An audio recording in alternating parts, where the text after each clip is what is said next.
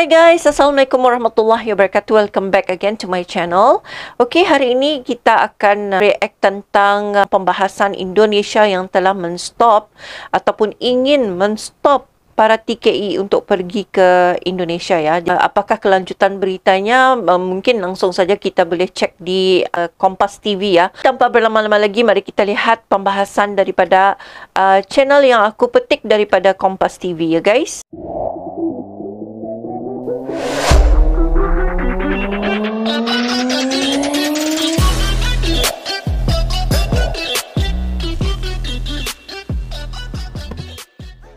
Saudara, Indonesia menghentikan sementara pengiriman tenaga kerja Indonesia ke Malaysia, baik pekerja rumah tangga maupun pekerja sektor perkebunan.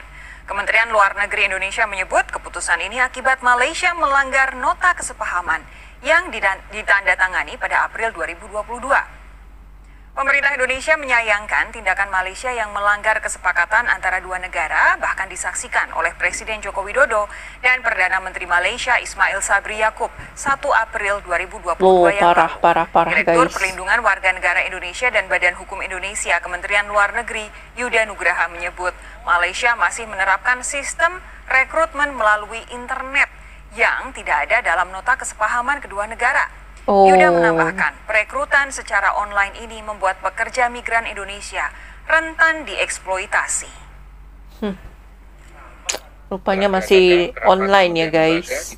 Begitu ceritanya. Untuk membahas situasi ini termasuk tentunya dengan Kemenaker selaku regulator, dan diputuskan untuk menghentikan sementara waktu penempatan PMI ke Malaysia hingga terdapat klarifikasi dari pemerintah Malaysia, termasuk komitmen untuk menghentikan mekanisme sistem online.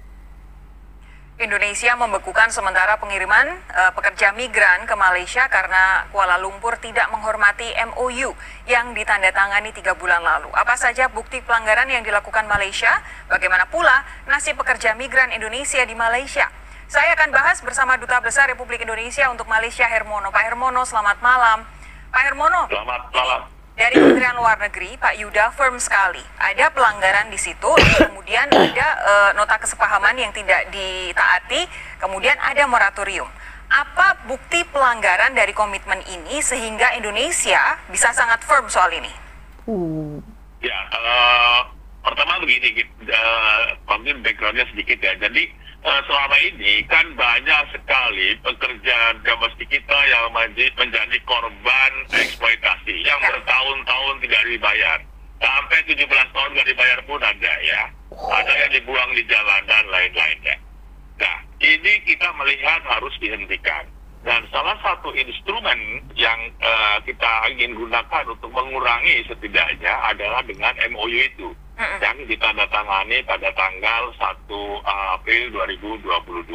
Karena dengan MOU itu kita dapat memastikan keberadaan tracking, kita dapat pastikan kontrak kerjanya seperti apa, kita tahu majikannya siapa, di mana, dan lain-lain. Nah, kita mendapatkan bukti ya bahwa sebetulnya bukti ini tidak hanya kita buktikan, tetapi juga diakui sendiri oleh pihak Malaysia ya, bahwa Malaysia masih terus melakukan konversi visa dari visa kunjungan atau visa turis menjadi visa pekerja rumah tangga. Dan ini pengalaman kita, visa ini atau mekanisme perekrutan seperti ini sangat menempatkan pekerja kita dalam posisi yang rentan ya. Dan karena kita tidak tahu siapa majikannya, dibayarnya berapa, kemudian apa ada potongan dan lain-lain. Jadi ini kita terpaksa ya melihat dua hal dalam hal ini. Satu, apakah Malaysia punya komitmen untuk memperbaiki perlindungan pekerja migran kita di sini? Itu ya. Yang kedua, kita juga mempertanyakan kenapa Malaysia kok tidak mau menghormati MOU yang ditandatangani 3 bulan lalu, bahkan di hadapan kepala pemerintahan. Jadi itu Bapak Jokowi ya. Malaysia ini serius atau tidak gitu ya. Kira-kira begitu yang menjadi latar belakang. Oke, Pak Hermono, tadi Anda bilang bahwa Malaysia sendiri sebenarnya mengakui bahwa masih ada rekrutmen secara online yang dilakukan untuk rekrutmen pekerja migran Indonesia. Tapi secara umum, setelah Indonesia firm menghentikan terlebih dahulu, bagaimana tanggapan mereka? Ya, sampai saat ini kita belum mendapatkan respon ya. Oh, belum dapat respon, guys. Hanya tadi saya lihat berita di media yang menyatakan bahwa Perdana Menteri Ismail Sabri segera menyelesaikan masalah ini memerintahkan Menteri Dalam Negeri dan Menteri Sumber Manusia untuk segera menyelesaikan masalah ini agar tidak berlarut-larut. Itu saja yang kita lihat, dan kemarin kita juga melihat siaran pers dari Kementerian Sumber Manusia yang menyatakan bahwa Menteri Sumber Manusia akan membicarakan masalah ini dengan Menteri Dalam Negeri, karena yang melanggar ini kan sebetulnya Kementerian Dalam Negeri, khususnya adalah imigrasinya Malaysia.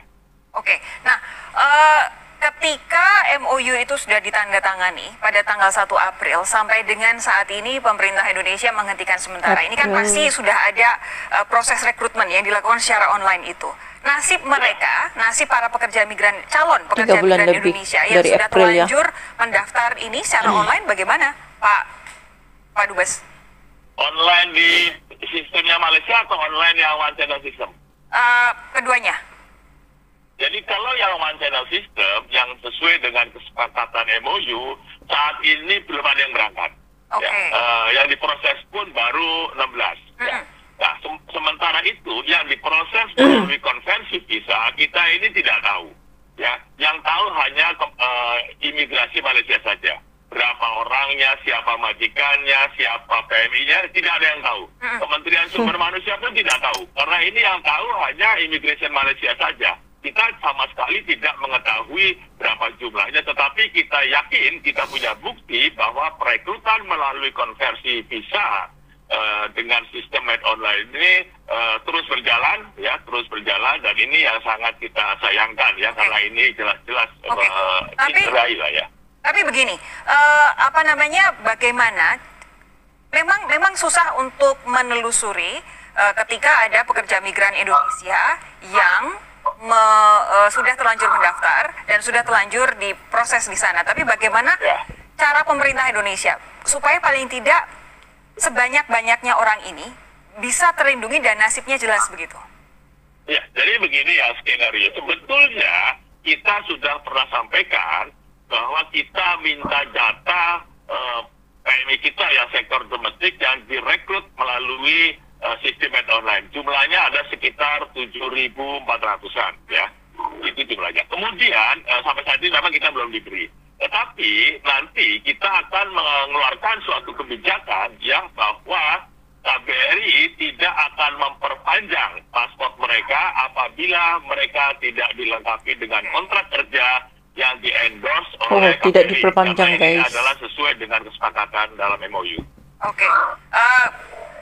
Untuk saat ini yang bisa dilakukan adalah memastikan supaya ada screening melalui perpanjangan paspor. Tapi ketika mereka akhirnya ketahuan bahwa datang ke Malaysia tidak secara prosesnya tidak secara baik, bagaimana cara pemerintah Indonesia, satu, melindungi mereka, dua, memberi kesempatan mereka untuk bekerja, tapi dalam kondisi yang sesuai dengan prosedur?